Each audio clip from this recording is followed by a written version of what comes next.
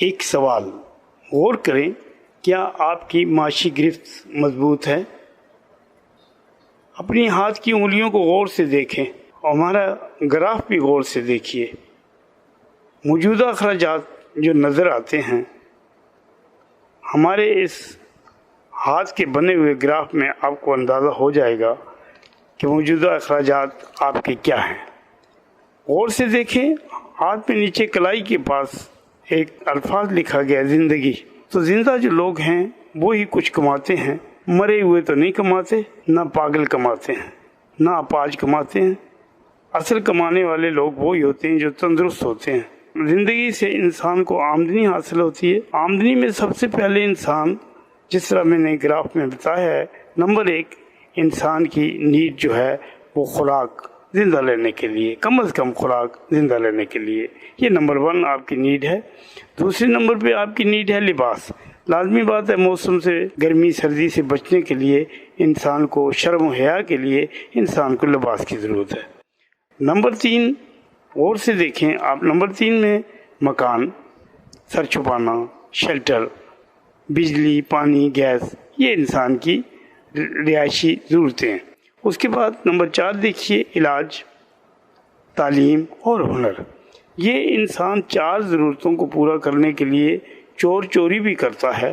وہ یہ 4 چیزیں اپنے بچوں کے لیے، اپنے لیے، اپنے ماں باپ کے لیے یہ پوری کرنے کی کوشش کرتا ہے، لیکن یہ سوچنا وہ چھوڑ دیتا ہے کہ یہ 5واں انگوٹھا بھی تو ہے، یہ کس کام کا ہے؟ اگر یہ 5واں انگوٹھا نہ ہو تو، جس طرح انسان کا انگوٹھا نہ ہو اور صرف 4 انگلیاں ہو، تو اس کی طبعی گرفت کبھی مضبوط نہیں ہوتی۔ اس کی گرفت طبعی جو ہے وہ مضبوط نہیں ہوگی۔ انگوٹھا نہیں ہے تو 4 انگلیاں کتنی بھی مضبوط ہوں، ان 4 انگلیوں کو بچہ بھی کھول سکتا ہے، لیکن جب انگوٹھا ہوتا ہے تو وہ نہیں کھول سکتا کوئی بھی اس کو۔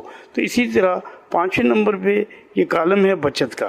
تو بچت مسٹ ہے، اپنی آمدنی کا کچھ حصہ بچت کریں، اور بچت کرنے کے بہت سارے طریقے ہیں۔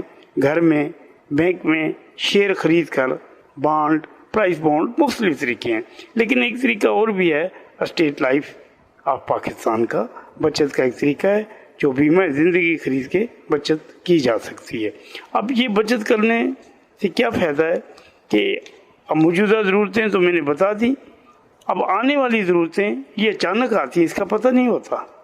کس طرح کہ 5ویں نمبر پہ میں نے جو انگوٹھا دکھایا، تو انسان جب بوڑھا ہو جاتا ہے تو وہ اس کے ساتھ والے لوگ عمرے کے لیے، مسلمانوں کے لیے، باقی قومیں بھی اپنے اپنے دینی تہوار جو ہوتے ہیں وہاں جاتے ہیں، ہندو جاتا ہے تو عیسائی جاتے ہیں اپنی، تو وہاں پیسے ضرورت ہوتے ہیں، کافی پیسوں کی ضرورت ہوتی ہے۔ مسلمانوں کے لیے حج عمرہ، تو جب ساتھی جا رہے ہوتے ہیں تو انسان کے دل میں یہ تمنا وہ بڑی تیزی سے اجاگر ہو جاتی ہے کہ یا اللہ میرے پاس بھی پیسے ہوں تو میں جاؤں۔ تو یہ اس وقت بچت کا اندازہ ہوتا ہے کہ بچت ہوتی تو ہو جاتا نا۔ پھر اچانک دیکھتے ہی دیکھتے جو آج بچی تھی، بچی جوان ہو جاتی ہے، اب اس کی شادی کی فکر ہوتی ہے، تو شادی بغیر پیسوں کی نہیں ہوتی۔ پھر اس طرح آئیے، میٹرک انٹر تو ہم نے کسی طرح بچوں کو کرائی دیا، لیکن آگے اعلیٰ تعلیم آسانی سے نہیں ہوتی۔ آج آپ کو پتہ ہے کہ ڈاکٹر، انجینئر بنانے کے لیے یا پائلٹ بنانے کے لیے لاکھوں روپے درکار ہوتے ہیں۔ تو بچت کی اعلیٰ تعلیم کے لیے اگر آپ کی بچت نہیں ہوگی تو کس طرح اپنے بچوں کو اعلیٰ تعلیم دے سکتے ہیں؟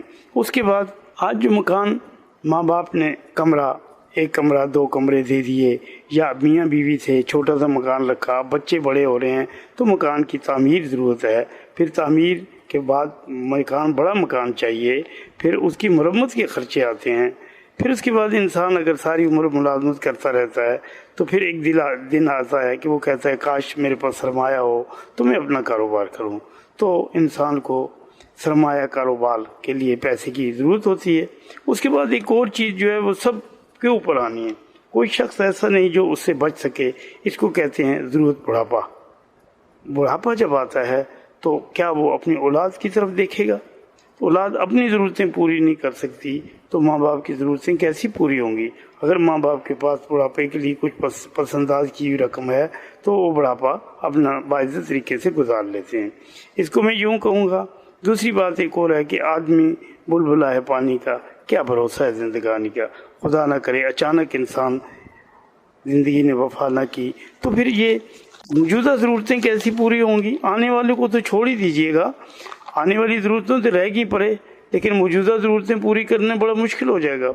उस वक़्त क्या होगा कि उस शख्स की बीवी को या उन बच्चों की माँ को ज़रूरत होगी अखराजात के लिए पैसों की, तो मजबूरी में अपनी मुलाजमत करेगी।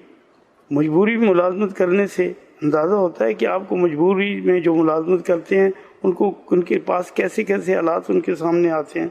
फिर दूसरी चीज़ एक और याद रखिए कि मरना भी तो है ना।